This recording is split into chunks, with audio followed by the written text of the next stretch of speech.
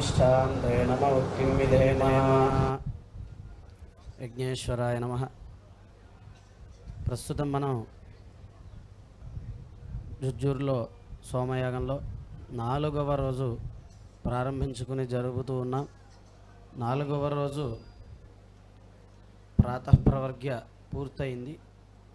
మొదటి రోజు సంకల్పము, ఋత్విగ్వరణము, ఋత్విక్కుల్ని దేవతలుగా భావించి ఆయా దేవతా స్వరూపములుగా ధ్యానించటము, అటువంటి దేవతా స్వరూపములుగా భావించినటువంటి ఋత్విక్కుల్ని మధుపర్కము అనేటువంటి ప్రక్రియ ద్వారా గౌరవించి ఆతిథ్యం ఇచ్చి వారికి కావలసినటువంటి సపర్యలు చేసి యాగంలో నిమిత్తుల్ని చేయటం, ఆ తర్వాత దేవతల అనుజ్ఞ తీసుకోవటం, ఆ తర్వాత నాంది అనే ప్రక్రియ ద్వారా పితృదేవతలకు ఈ యజ్ఞం గురించి తెలియపరిచి అలాగే వారికి కూడా తర్పణ చేసుకుని యాగశాలకు రావటము, అలాగే యాగశాల శుద్ధి, ఆ తర్వాత తన యొక్క యజ్ఞ సంభారములన్నీ కూడా తన బంధువులకి అప్పచెప్పేసి నేను దీక్షలో ఉంటాను కాబట్టి సంభారాలన్నీ కూడా యజ్ఞానికి ఎప్పుడు ఏవి కావాలో అవి సమకూరుస్తూ మిగిలిన ద్రవ్యాన్ని అతిథులకి అభ్యాగతులకి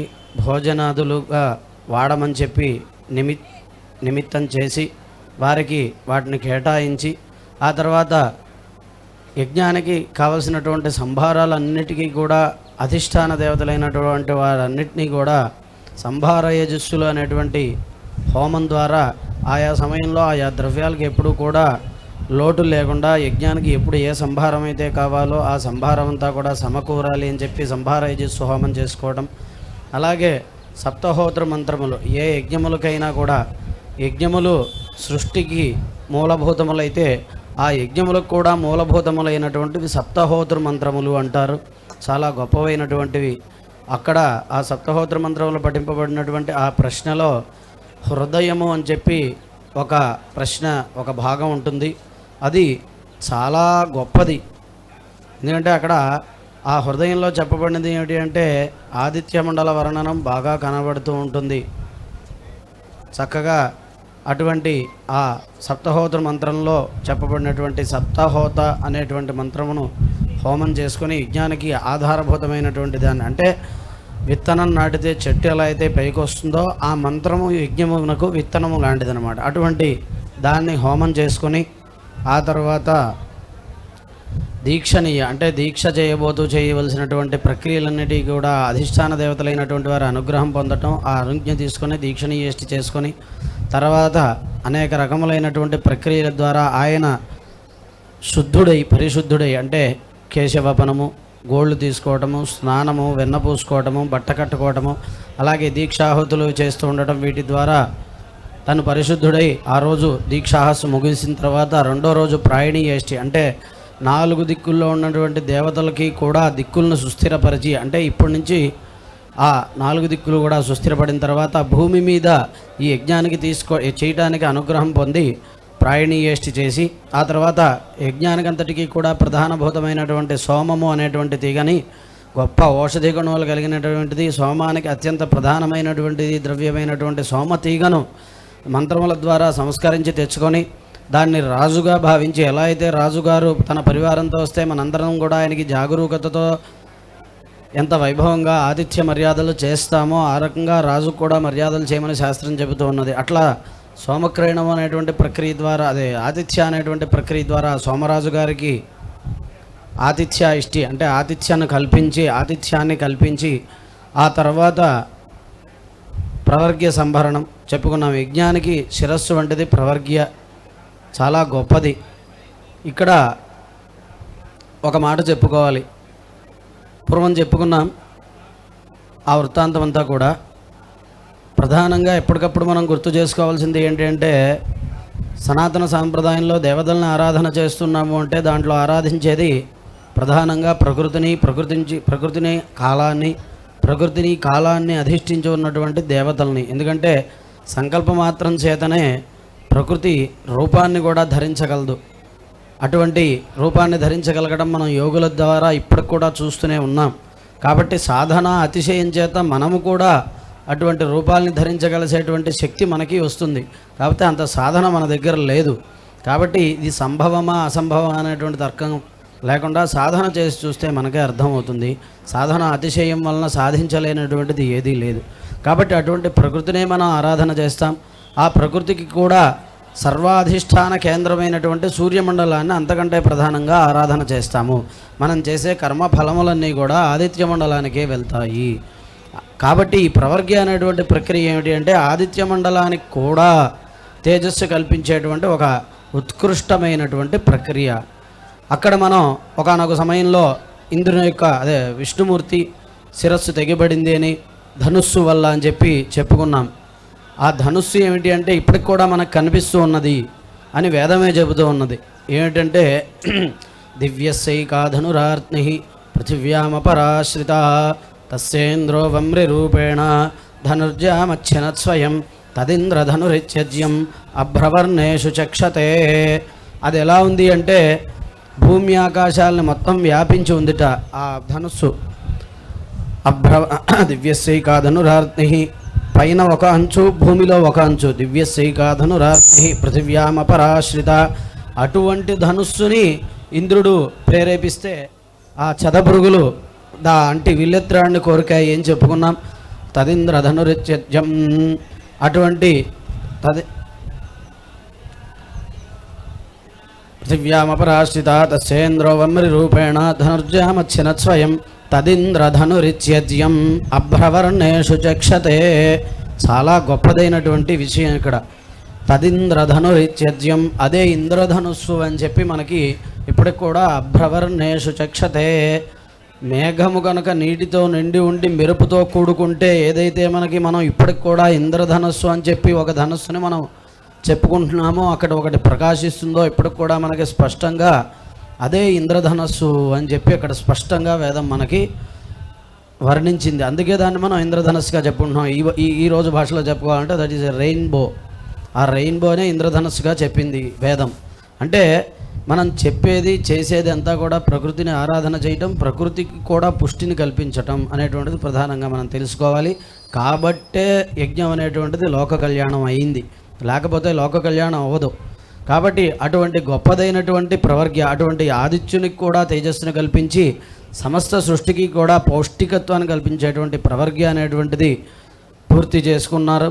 ఆ తర్వాత అప్పటి నుంచి తర్వాత ఉపసత్తు అంటే చెప్పుకున్నాం.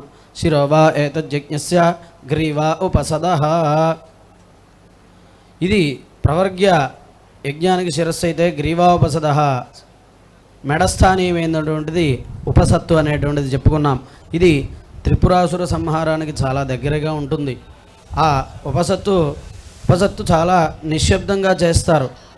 ఆ ఉపసత్తు నిశ్శబ్దంగా ఎందుకు చేయటము అంటే ఒకానొక సమయంలో దేవతలు రాక్షసులు తపస్సు చేస్తారు ఇద్దరు కూడా. కాకపోతే రాక్షసులు తమ స్వార్థం కోసం తపస్సు చేస్తారు. అదే ఆసురీ ప్రవృత్తిగా మనం చెప్పుకుంటాం. మనలో కూడా ఎప్పుడైతే స్వార్థము కేవలం మనమే మన యొక్క స్వార్థమే ప్రబలుతుందో అప్పుడు మనం కూడా అసురులుగానే చెప్పబడతాం. కాబట్టి అటువంటి రాక్షసులు కూడా తపస్సు చేస్తారు. కాబట్టి వారు లోక ఉపకారం చేయకుండా లోక అపకారం చేస్తారు. కాబట్టి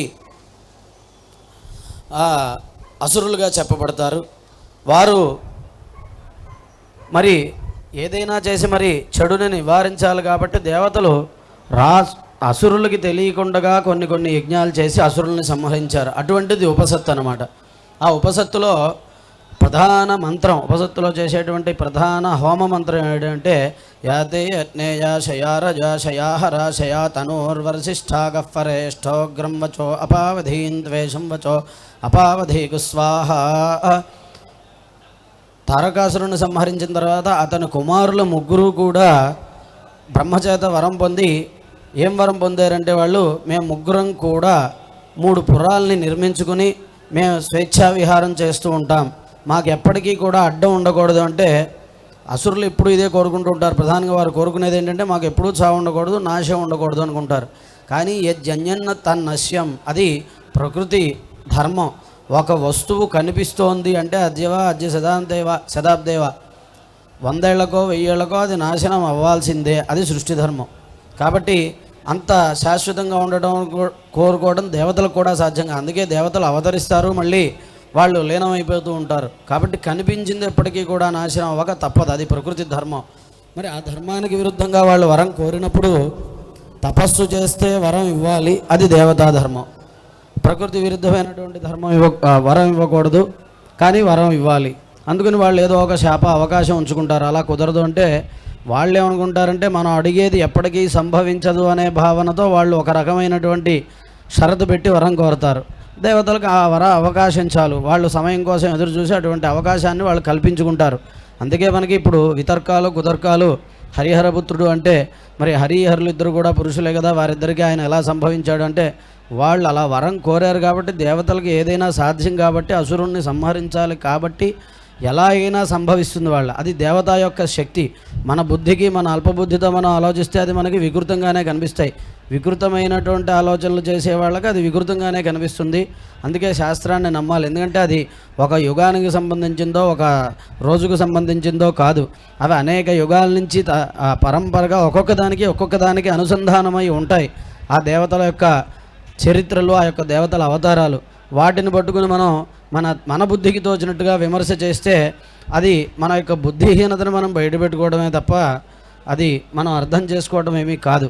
కాబట్టి ఆ రకంగా వాళ్ళు శాప అవకాశం ఉంచుకున్నారు. ఏమిటంటే వాళ్ళు ఒక వరం అడిగారు, అయ్యా అలా కుదరదు అంటే, అయితే మేము కొన్ని వేల ఏళ్లకి ఒక క్షణం పాటు ఒకే రేఖలోకి వస్తాం మా 3 పురాలని.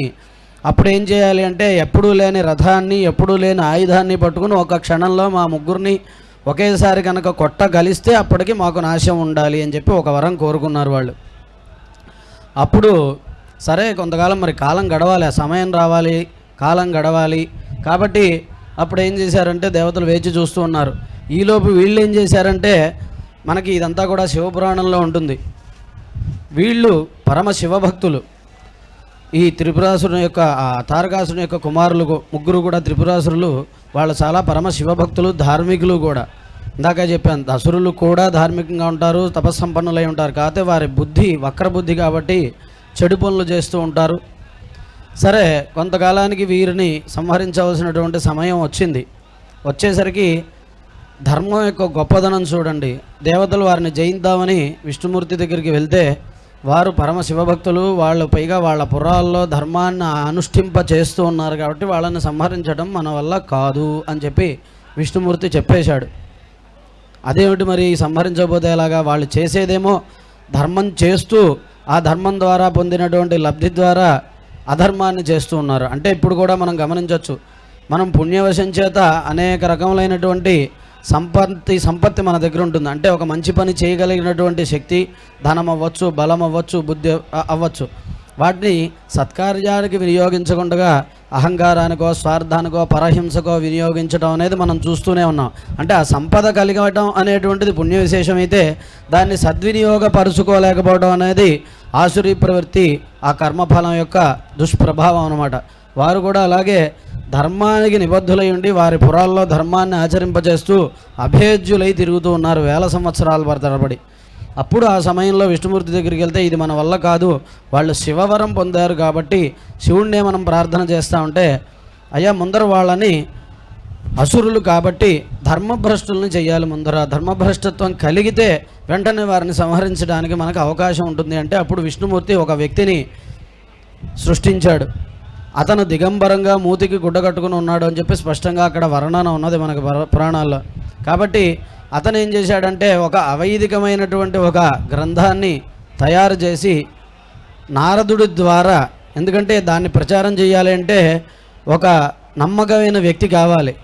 ఆయన నారదుడైతే త్రిలోక సంచారి, ఆయన చెప్పింది మరి బ్రహ్మర్షి, ఆయన చెప్పిన దానికి ఎప్పుడు తిరుగు ఉండదు అని చెప్పి ఆయన చెప్పినంతటనే అందరూ కూడా విశ్వసిస్తారు.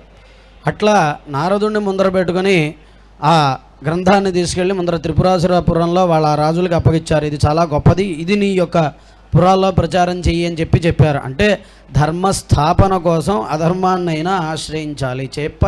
చివరికి అంతిమంగా విజయాన్ని దేనికి కావాలి అంటే ధర్మానికి కావాలి. ఎందుకంటే అసురులు శక్తి గలవారై వారు ధర్మ విఘాతం కలిగిస్తూ ఉన్నప్పుడు వారిని ఏదో ఒక మార్గంలో అడ్డుకోవాలి తప్ప అప్పుడు మనం నీతి మాట్లాడకూడదు. వాళ్ళు చేసే పని నీతిగా ఉన్నప్పుడు నీతి మాట్లాడాలి తప్ప చేసే పని నీతిగా లేనప్పుడు నీతిగా మాట్లాడకూడదు. ముళ్ళును ముళ్ళుతోనే తీయాలంటారు, అలాగే మన వాళ్ళు. అందువల్ల ఈ అధర్మ గ్రంథాన్ని అక్కడ ప్రచారం చేశారన్నమాట వాళ్ళు.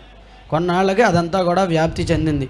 మనకి ఇప్పుడు ప్రస్తుతం అదే సమాజంలో కొనసాగుతోంది. అనేక వికృత చేష్టలు, వికృత గ్రంథాలు, వికృత గురువులు మనకి ప్రచారంలో ఉంటూ వారి వారి స్వకపోల బుద్ధి అంటారు దాన్ని.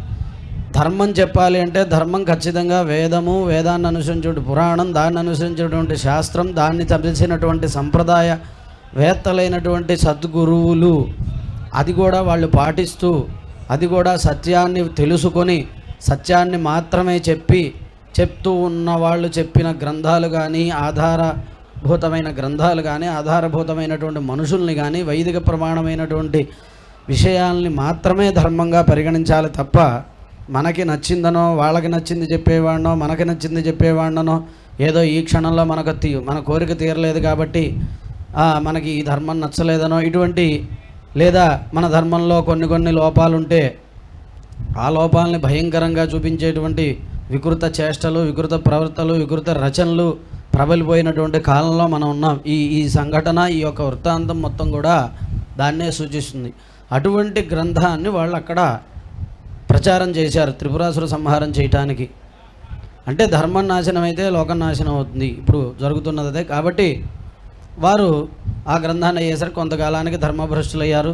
అప్పుడు శివుడి చేత మళ్ళీ వాళ్ళు, ఎందుకంటే అనుష్ఠానం చేస్తూ ఉన్నంతసేపు, ధర్మ మార్గంలో ఉన్నంతసేపు, అంటే మనం అనుకుంటాం నేనేదో ఇన్ని పూజలు చేశాను, ఇన్ని యజ్ఞాలు చేశాను, ఇన్ని చేస్తూ ఉంటాను, రోజు ఉపవాసమే చేస్తాను, అయినా నాకు కష్టం కలిగింది అంటే ఇంకా మొట్టమొదటి మూల సూత్రం ఉంది. మనం కిందటి జన్మలో లేదా ఈ క్షణం వరకు ఏం చేసుకున్నామో ఆ ఫలాన్నే మనం అనుభవిస్తున్నాం తప్ప ఇప్పుడు చేసుకున్న దాన్ని ఫలాన్ని కాదు. మనం ప్రస్తుతం అనుభవిస్తున్నది ముందు చేసుకున్న దాన్ని.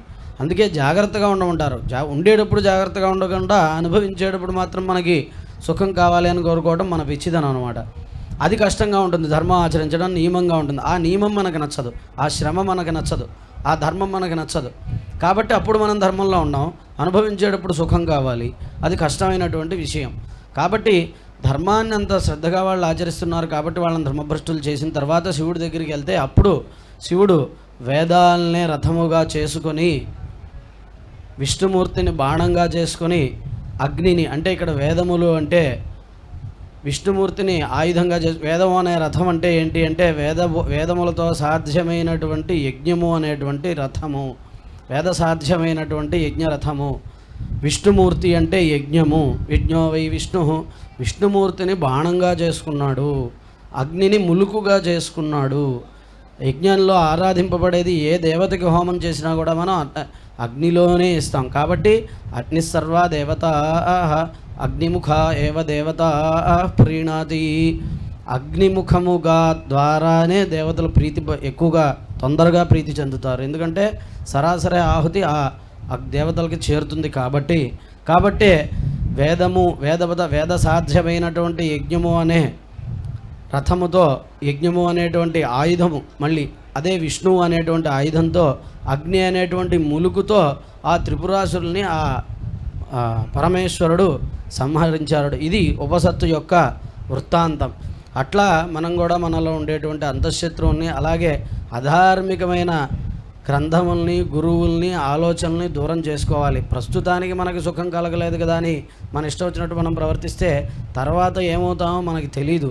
అప్పుడు పడే నరకయాతనకి, కానీ ఆ నరకయాతన పడేటప్పుడు మాత్రం మనకి ఇప్పుడు ఏం చేశామనేటువంటి స్పృహ వస్తూ ఉంటుంది. ఖచ్చితంగా ఆ జీవుడికి ఆ స్పృహ అప్పుడు ఉంటుంది.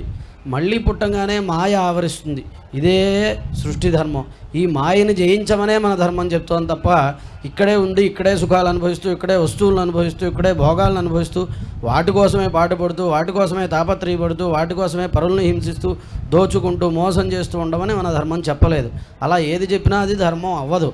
ఈ జీవుడు ఎప్పుడైతే పరమేశ్వరులో ఐక్యం అవుతాడో అప్పుడే ఇతనికి మోక్షం పుట్టుక లేకుండా ఉంటుంది. ఆ మార్గాన్ని మన సనాతన ధర్మం చెప్పింది తప్ప సుఖము అంటే ఇక్కడ అనుభవించేది సుఖం కాదు. ఎందుకంటే ఫ్యాన్ కింద కూర్చున్నంతసేపు సుఖంగానే ఉంటుంది, ఫ్యాన్ పక్కకి వెళ్ళంగానే కష్టం అనిపిస్తుంది. అది సుఖం ఎందుకు అవుతుంది?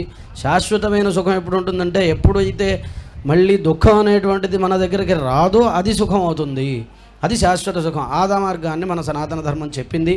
అటువంటి ఈ అసుర సంహార వృత్తాంతం అంతా కూడా ఆ ఉపసత్తు రూపకంగా ఉపసత్తు చేసుకోవడం, తర్వాత ఆ ప్రవర్గ్య ఉపసత్తులు కూడా 2వ రోజు ఉదయం, 2వ రోజు మధ్యాహ్నం, 3వ రోజు ఉదయం, 3వ రోజు మధ్యాహ్నం, 4వ రోజు ఈరోజు అయినటువంటి ఉదయమే, ఈరోజు ఉదయము సాయంత్రము చేయాల్సినటువంటి 2 ప్రవర్గ్యల్ని కూడా ఈరోజు ముందే చేస్తారు. ఎందుకంటే ఈరోజు 4వ రోజు ప్రధానంగా ఇప్పుడు మనం మొదలుపెట్టినటువంటి ఉపోద్ఘాతం 4వ రోజు. ఆ రోజు ఈ రోజున అగ్నిశోమీయ అహస్సు అంటారు. చాలా రేపటికి ప్రధానమైనటువంటి రోజుకి ఈరోజు ఇంకా అత్యంత ప్రధానమైనటువంటి రోజు. ఎందుకంటే నిన్నటి రోజున 3వ రోజు ఈ అగ్నిశోమీయ, అలాగే రేపు జరగబోయేటువంటి సుత్యాహస్సు అనేటువంటి 2 రోజుల పాటు జరగవలసినటువంటి ప్రక్రియలు జరగడానికి కావాల్సినటువంటి వేది అంటే భూమిని కొలిచి సంస్కారముల ద్వారా తీసుకున్నారు. మనకి ఇక్కడ తాళ్ళు కనిపిస్తూ ఉన్నాయి. ఆ హద్దుని మనం వేదిగా స్వీకరించాం. ఇప్పుడు మరికొద్దిసేపట్లో యజ్ఞంలోని ప్రక్రియలన్నీ కూడా కొన్ని ఇక్కడ ఈ వేది మొత్తం కూడా వచ్చి జరుగుతాయి. దీన్ని మహావేది అంటాం. ఈ అగ్నిశోమీయ రోజు ప్రధానమైన ప్రక్రియలు ఏమిటి అంటే ఈ చెప్పుకున్నటువంటి ప్రవర్గ్యని అంతా కూడా పూర్తి చేసుకుని ప్రవర్గ్యని ఉద్వాసన చేస్తారు. అంటే మనం ప్రవర్గ్య కోసం ఏదైతే సామాన్లంతా కూడా సామాగ్రి తయారు చేసుకున్నామో దాన్ని అక్కడ ఆహవనీయం అనేటువంటి ఒక కుండం ఉంటుంది. ఆ కుండంలో పెడతారు. పెట్టి దాని మీద అగ్ని విహరణ చేస్తారు. అక్కడ పెడుతూ కూడా అత్రైవ సర్వం పరిఘర్మ్యగం సర్వతః పరిమండలం ఆదిత్యస్య రూపం కరోతి.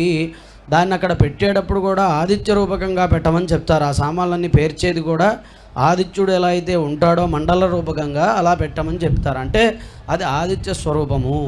అట్లా ఆ ప్రవర్గ్యని మళ్ళీ అంటే ఆదిత్యుడిని మళ్ళీ ఆదిత్యంలోనే ఆయనలోనే కలపడం అన్నమాట. కాబట్టి అటువంటి ప్రవర్గ్య ఉద్వాసన చేసిన తర్వాత ప్రధానమైనటువంటి మంటప నిర్మాణములు, రేపటి రోజుకు కావలసినటువంటి ప్రధాన మంటపాలు. ఇప్పుడు మహావేది అంటే అది మొత్తం ఒక పెద్ద ఏరియా, ఒక పెద్ద స్థలం. దాంట్లో మళ్ళీ విభాగములు కొన్ని ఉంటాయి. అక్కడ మనకి చెప్తున్నది వేదం. యాగస్థలము, యాగంలో జరిగేటువంటి అంగములు, అందులో జరిగేటువంటి వస్తువులు, అందులో వాడే వస్తువులన్నీ కూడా విష్ణు రూపకంగానే చెప్పబడతాయి. ఇది భాగవతంలో యజ్ఞవరాహ అవతారంలో యజ్ఞవరాహ స్తోత్రంలో మనకి స్పష్టంగా కనిపిస్తుంది. ఆ స్తోత్రంలో కూడా ఆ యొక్క పాత్రల పేర్లు కనిపిస్తాయి. ఈడ శృక్కు శృవాలు ఇవన్నీ కూడా యజ్ఞాయుధములు అంటాం వేదంగా. కాబట్టి అంతా కూడా యజ్ఞము విష్ణువే, యజ్ఞం చేసేవాడు విష్ణువే, యజ్ఞంలో వాడబడే పాత్రలు విష్ణువే, యజ్ఞం జరిగే ప్రదేశము విష్ణు స్వరూపమే. తద్వారానే సృష్టి జరిగింది, విష్ణు ద్వారానే సృష్టి నిలబడింది అని చెప్తోంది. అటువంటి మంటపాల్లో ఈరోజు ప్రధాన మంటప నిర్మాణం అంతా కూడా జరుగుతుంది. ఇక్కడ చూసుకున్నట్లయితే మొట్టమొదటిది ఇక్కడ కొన్ని సిద్ధం చేసుకుని ఉన్నారు. ఇవి మంత్రరూపకంగా సంస్కరిస్తారు. శిరోవా ఏతజ్ఞస్య యద్ధవిర్ధానం. ఈ ప్రదేశాన్ని హవిర్ధాన మంటపము అంటారు. అంటే ఇక్కడ రేపు పొద్దున్నే ఏం చేస్తారంటే ప్రధాన ద్రవ్యములైనటువంటి సోమాన్ని దంచుకోవటం, ఆ సోమాన్ని ఆయా దేవతలకు కేటాయింపబడినటువంటి గ్రహములు అనేటువంటి చెక్క పాత్రలో గ్రహించుకుని ఈ గట్టు మీద పెట్టుకొని ఆయా దేవతలకు ఎప్పుడైతే హోమం చేయాలో ఆ దున్న పాత్రలోంచి తీసుకుని హోమం చేస్తూ ఉంటారు. అటువంటి హవిర్ధాన మంటపం అంటారు. అంటే హవిస్సులు తయారు చేసుకున్నటువంటి హవిస్సుని అక్కడ పెట్టుకునే స్థలాన్ని, ఆ మండపాన్ని హవిర్ధాన మంటపం అంటారు. ఇది విష్ణుమూర్తికి అలాగే యజ్ఞానికి శిరస్సు అనమాట. శిరోవా ఏతజ్ఞస్య యద్ధవిర్ధానం ప్రాణ ఉపరవా. ఇక్కడ 4 బిలములు ఉన్నాయి, 4 రంధ్రములు. ఇది ప్రధానమైనటువంటి ప్రాణములు. అంటే 2 కళ్ళు 2 చెవులు ఎలా అయితే మనకి ప్రధానమో, అంటే శిరస్సు సర్వేంద్రియాణం శిరప్రధానం. మొట్టమొదటి మనకి చాలా ప్రధానమైనటువంటిది శిరస్సు. ఎందుకంటే దాంట్లో ప్రాణేంద్రియములు ఉంటాయి. ప్రధానంగా ప్రాణేంద్రియములని గాలి పీలుస్తాం, అన్నం తింటాం, వింటాం, చూస్తాం. ఈ ప్రాణేంద్రియములన్నీ కూడా శిరస్సులోనే ఉంటాయి. అందుకని శిరోవా ఏతజ్ఞస్య యద్ధవిర్ధానం. అది శిరస్సు అయితే విష్ణుమూర్తికి ఈ 4 బిలములు కూడా కళ్ళు చెవులు వంటివి అనమాట. యద్ధవిర్ధానం ప్రాణ ఉపరవాహ విర్ధానే ఖాయంతే తస్మాత్ శీర్షన్ ప్రాణ అధస్తాత్ ఖాయంతే తస్మాత్ అధస్తాత్ శీర్ష్ణ ప్రాణా అని ఇలా యజ్ఞంలో నిర్మాణం చేయబట్టే లోకంలో మనుషులకు కూడా తలలో ఇటువంటి రంధ్రములు ఇక్కడ ఏర్పాటు చేయబడ్డాయి అని చెప్పి మనకు వేదం చెబుతూ ఉన్నది. అందుకే యజ్ఞము సరిగా జరిగితే సృష్టిలో ప్రాణులన్నీ కూడా సరిగ్గా ఉంటాయి. లేక ఇక్కడ వైకల్యం జరిగితే ఇది జరగకపోయినా, సరిగ్గా జరగలేకపోయినా కూడా ఆ వైకల్యం సృష్టికి ఆపాదింపబడుతుంది. కాబట్టి సర్వప్రయత్నైనా మనం ధర్మాన్ని ఆచరించాలి. మనకి విహితమైన ధర్మాన్ని మనం ఆచరిస్తూ ఉత్కృష్టమైన ధర్మమైనటువంటి యజ్ఞాన్ని ఆచరింప చేయాలి సర్వప్రయత్నం చేత. కాబట్టి అటువంటి ప్రాణ ఉపరవా హవిర్ధానే ఖాయంతే తస్మాత్ శీర్షం ప్రాణ అధస్తాత్ ఖాయంతే తస్మాత్ అధస్తాత్ శీర్ష్ణ ప్రాణ రక్షోహణో వలగహనో వైష్ణవాన్ ఖనామి. అక్కడ తవ్వుతూ ఆ బిలాల్ని ఏర్పాటు చేసేటప్పుడు రక్షోహణో వలగహనో వైష్ణవాన్ ఖనామి అంటే రక్షస్సులు ఏవైతే ఉన్నాయో ఇక్కడ వాటిని నేను దూరం చేస్తున్నాను. రక్షస్సులు అంటే ఇందా చెప్పుకున్నాం, మనకి ప్రతిబంధకాన్ని కల్పించేటువంటివి ఏవైతే ఉన్నాయో అవన్నీ కూడా రక్షస్ శబ్దం చేత చెప్పబడతాయి.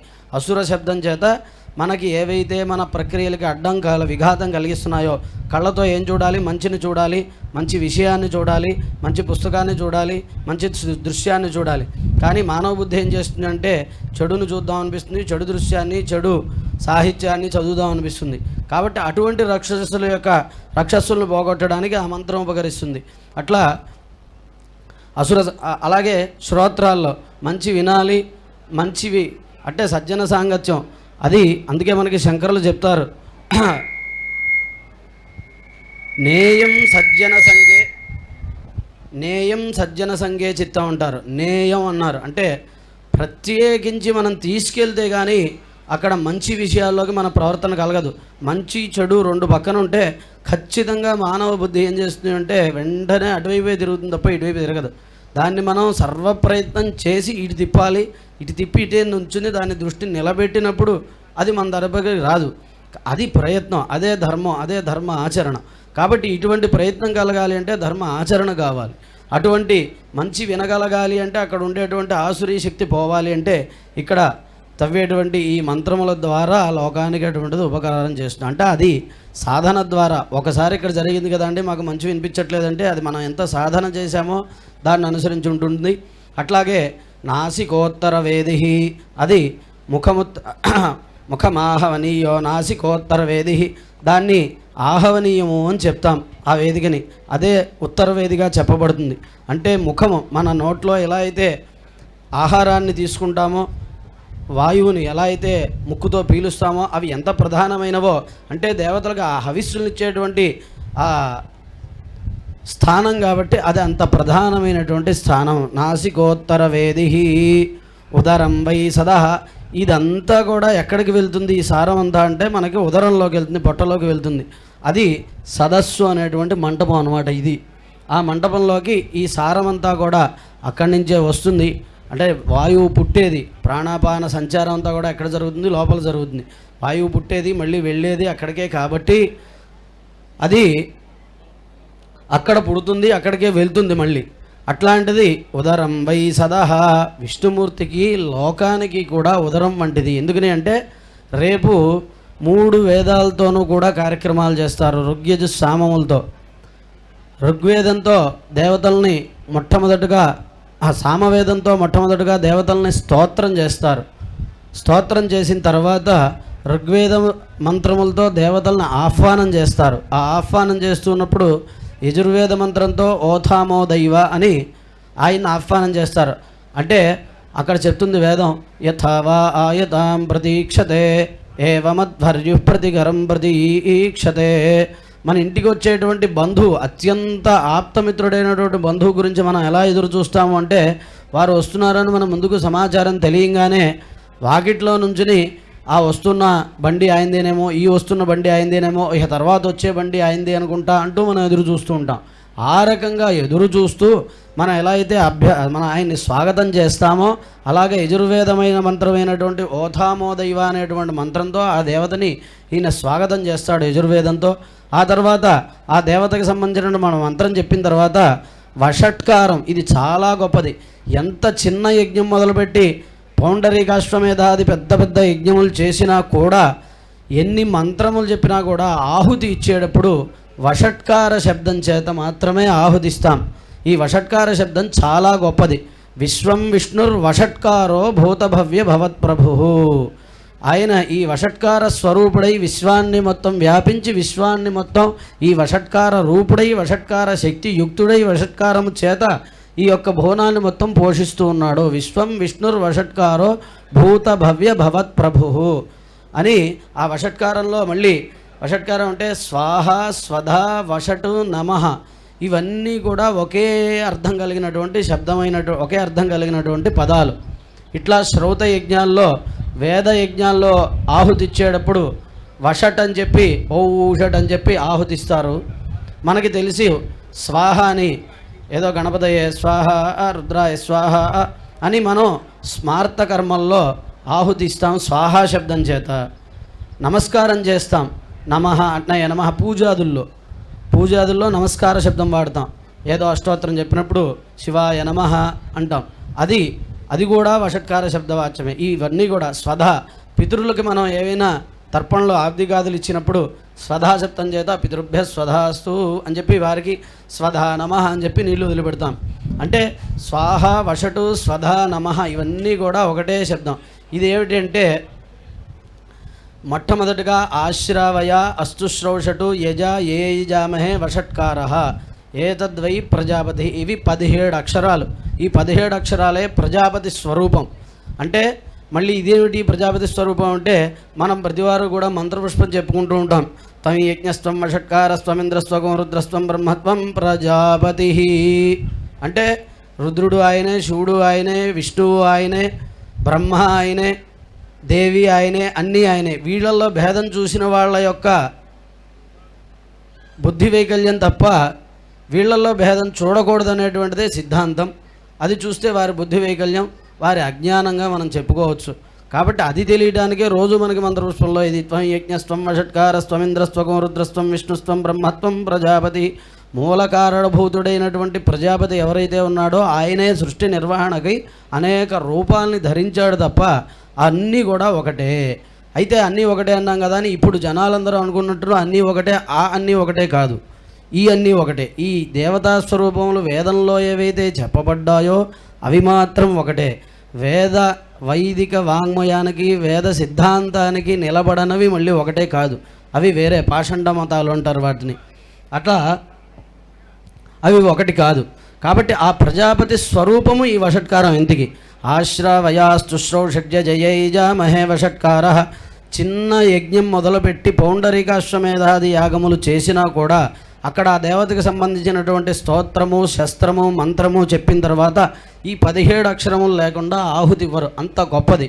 అటువంటి వషట్కార శబ్దవాచ్యుడైనటువంటి విష్ణువు ఇక్కడ ఉంటాడు కాబట్టి ఆ వషట్కారంతో ఆహుతి ఇస్తాం కాబట్టి ఆ వషట్కారం ప్రజాపతి స్వరూపం కాబట్టి.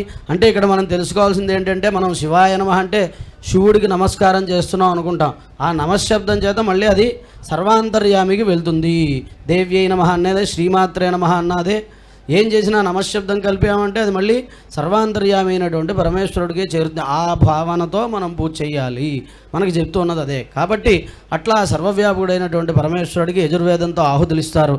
అటువంటి వేదములన్నీ కూడా రేపు ఆ సదస్య మంటపంలో చెప్పబడతాయి. ఆ స్తుత శస్త్రములు అంటారు వాటిని. స్తుతం అంటే సామవేదంతో దేవతల్ని స్తోత్రం చేస్తారు, శస్త్రము అంటే ఋగ్వేద మంత్రములతో దేవతలను ఆహ్వానం చేస్తారు.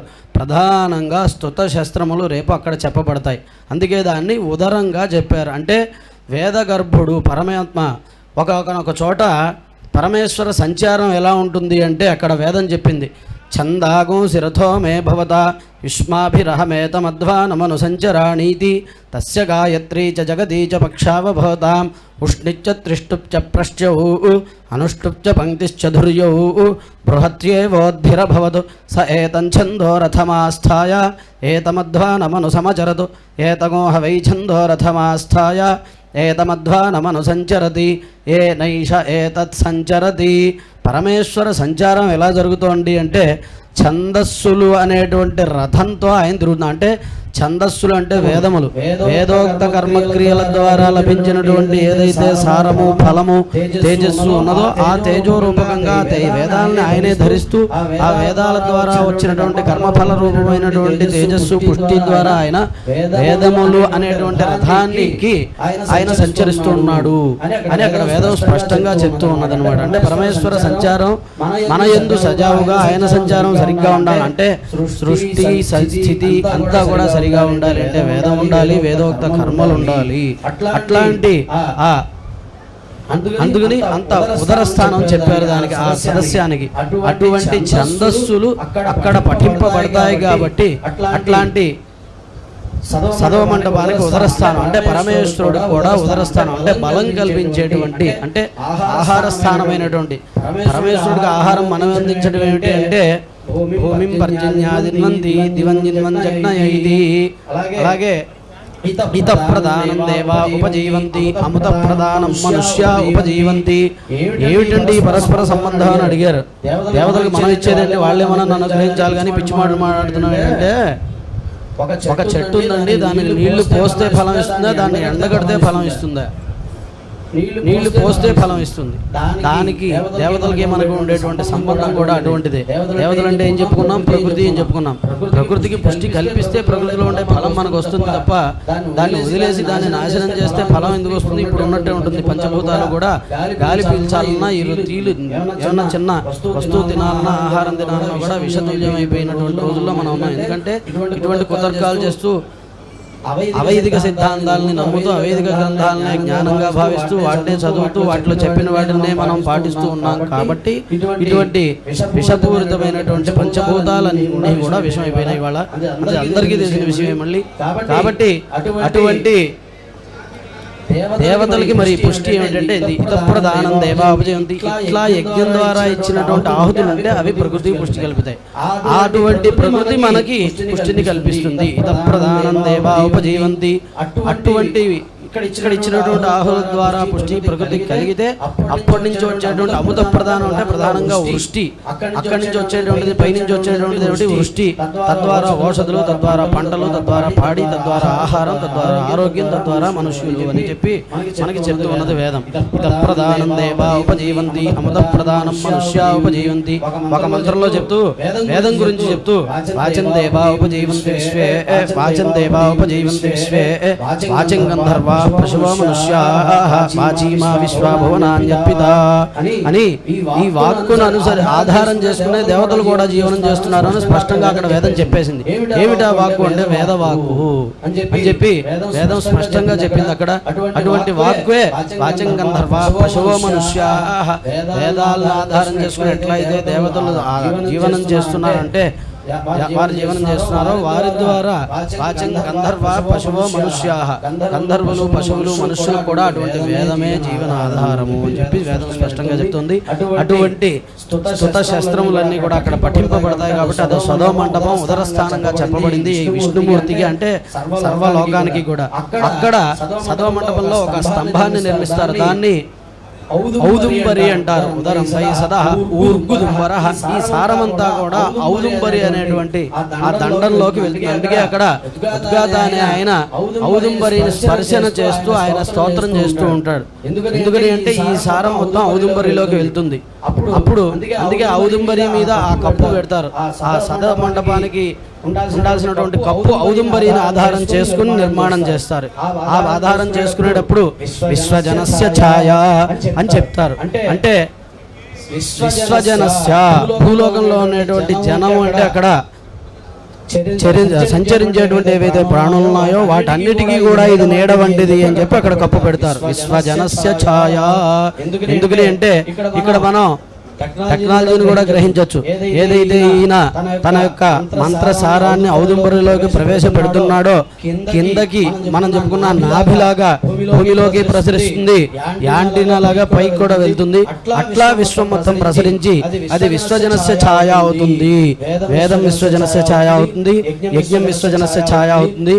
ఇది నమ్మిన వారికి నమ్మని వారికి కూడా ఏమంటే ఇది నమ్మే వారికైనా చేసేవారికైనా అంటే నమ్మని వారికి కూడా అది చెట్టు నీడనిస్తుంది తప్ప అది నువ్వు నన్ను నమ్మలేదు కాబట్టి నాకు నీడనివ్వను అని చెట్టు ఎప్పుడు చెప్పదు. కాకపోతే మనమే విజ్ఞత కలిగి ఉండాలి. మనకి నీడనిస్తోంది కాబట్టి మనం దీనికి కృతజ్ఞతగా ఉండాలి, దీన్ని కాపాడుకోవాలి, దీన్ని రక్షించుకోవాలి అని జ్ఞానం మనకు ఉండాలి తప్ప ఆ నీడనివ్వడంలో దానికి ఎటువంటి ఇబ్బంది ఉండదు.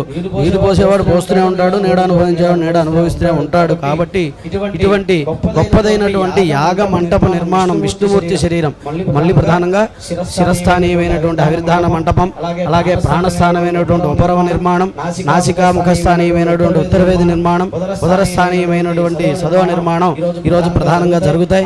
ఆ తర్వాత వృత్రాసురుని యొక్క వృత్రుడు అంటే చీకటి అంటే అజ్ఞానం, ఆ అజ్ఞానాన్ని తొలగించి సూర్య చంద్రుల అధిష్టాన దేవతలైనటువంటి అగ్ని సోమియులు చీకటిని పోగొట్టే ఏమిటి అంటే జ్ఞానము అలాగే సూర్య చంద్రులు వీరిద్దరికీ కూడా తేజస్సు కల్పించేటువంటి అగ్ని సోమియ యాగం ప్రధానంగా ఈరోజు జరుగుతుంది. కాబట్టి అదే ప్రధాన యాగం ఈరోజు. ఆ రోజుని అగ్ని సోమియ అహస్సుగా చెప్పబడతాం. ఇవన్నీ కూడా ఆయా సమయాల్లో జరుగుతూ ఉంటాయి. చక్కగా ప్రత్యక్షంగా ఉన్నవాళ్ళు, మాధ్యమాల ద్వారా వీక్షిస్తున్న వాళ్ళు కూడా ఆ యొక్క విషయాలను గ్రహించుకుంటూ మనం ఆ యజ్ఞంలో పాల్గొందాం. హర నమః పార్వతీపతయే హర హర మహాదేవ హర.